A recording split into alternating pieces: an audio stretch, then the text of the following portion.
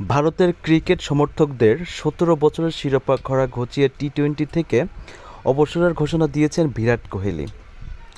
এবার তার সুরে সুর বদলেন অধিনায়ক রোহিত শর্মা। ক্রিকেট সংক্ষিপ্ত এই ফরম্যাটে ভারতের জার্সিতে তাকেও আর দেখা যাবে না বলে জানিয়েছেন রোহিত।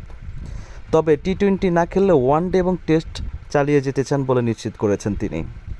ম্যাচ পরবর্তী সংবাদ সম্মেলনে রোহিত বলেন, এটি আমার শেষ টি-টোয়েন্টি ম্যাচ ছিল। বিদায় বলার জন্য এর থেকে ভালো সময় আর হতে পারে না। টি-টোয়েন্টি দিয়ে ভারতের জার্সিতে আমার অভিষেক হয়েছিল, আর এই টি-টোয়েন্টি চেয়েছিলাম আমি বিশ্বকাপ জিতাতে অনেক বেশি মরিয়া হয়েছিলাম। তিনি বলেন, এই ট্রফিটি জিততে আমি একবারে মরিয়া হয়েছিলাম, তাই এটি জেতার পর আমার অনুভূতি এখন কেমন তা ভাষায় প্রকাশ করা কঠিন।